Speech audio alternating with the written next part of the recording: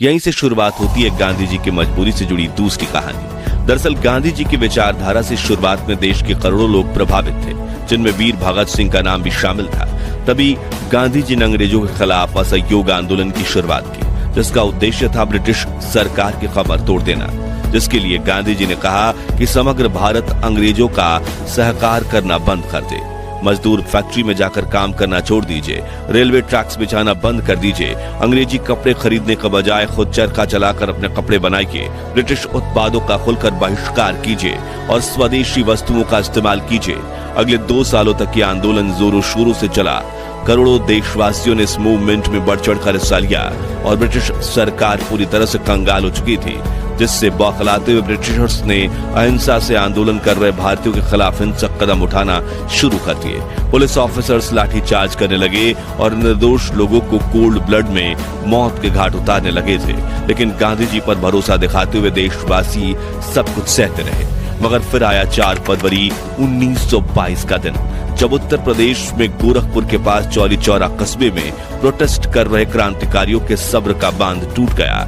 दरअसल वहां British protest कर रहे क्रांतिकारियों को मार रहे थे और उनके खिलाफ हिंसक कार्रवाई करने लगे, जिसके बाद क्रांतिकारियों ने एक पुलिस स्टेशन में आग लगा दी, जिससे वहां छिपे 22 पुलिसकर्मी जिंदा जलकर मर गए। अब भले ही वो पुलिस ऑफिसर्स ब्रिटिश सरकार के लिए काम करते थे, लेकिन असल में वे सभी भारतीय थे, जिससे गांधी जी को बड़ा झटका लगा और उसके बाद से वो परेशान रहने लगे। जिसके बाद उन्होंने ये कहते हुए असहयोग आंदोलन पर रोक लगा दी कि अगर किसी ने आपकी आंख फोड़ी और आप उनकी आंख फोड़ोगे तो पूरी दुनिया अंधी हो जाएगी।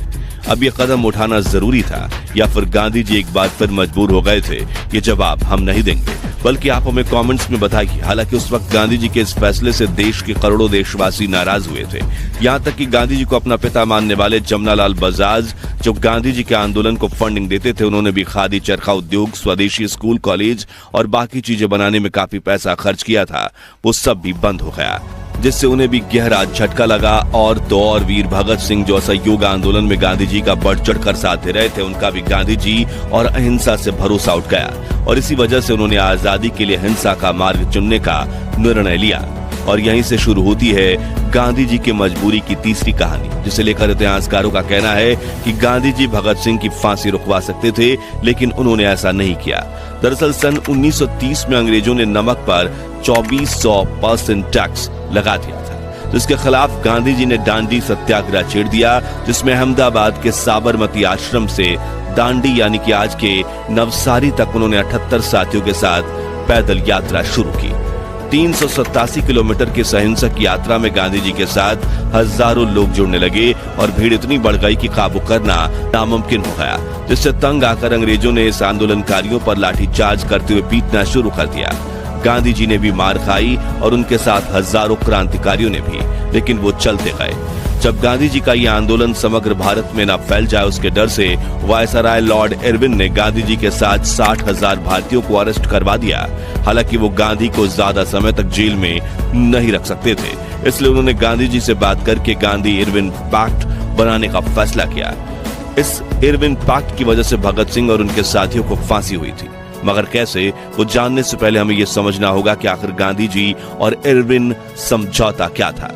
इस समझौते में गांधी जी ने ब्रिटिश इरविन से ये कहा था कि जो भारतीय ब्रिटिश हुकूमत के खिलाफ अहिंसक आंदोलन कर रहे हैं, वो ना तो आपके खिलाफ लाठी उठा रहे हैं और ना ही हाथ, बस आपकी आवाज उठाकर बात आप तक पहुंचा रहे हैं, तो आप उन्हें गिरफ्तार मत कीजिए। और दांडी सत्याग्रह में भी जिन अहिंसक फ्रीडम फाइटर्स को गिरफ्तार किया गया, उन्हें छोड़ दीजिए। वायसराय इरविन ने कहा, ठीक है, लेकिन मैं भगत सिंह, राजगुरु और सुखदेव का क्या करूं? इन्होंने तो ऑफिसर्स जेपी सॉन्डर्स की हत्या की है। तब गांधी जी बोले, आपको जो ठीक लगे वो कीजिए।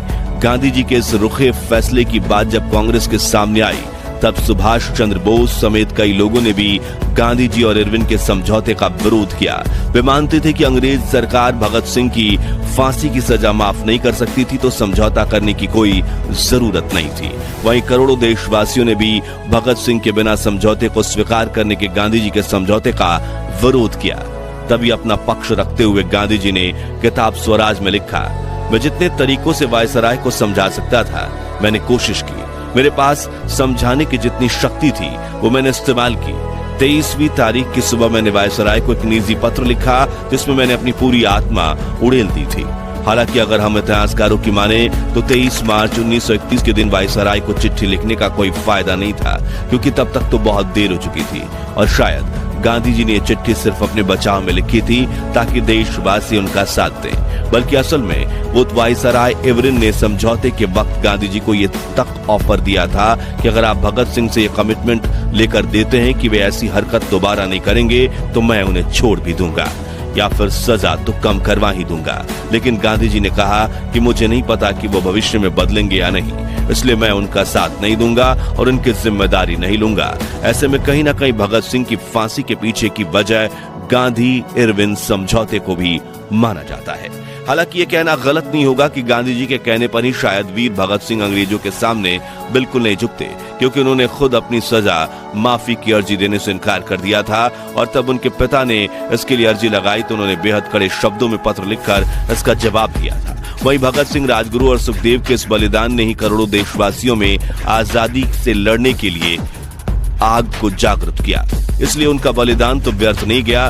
खैर, क्या भगत सिंह का साथ ना देना गांधी जी का अहिंसा से जुड़े वसूलों के लिए जरूरी था या फिर ब्रिटिशर्स के सामने एक बार झुकना उनकी मजबूरी थी? इस बारे में अपनी राय कमेंट्स में बताइए और ऐसी ही दिल छू लेने वाले वीडियोस के लिए हमारे चैनल को सब्सक्राइब करके पास वाली घंटी जरूर बजा दीजिए।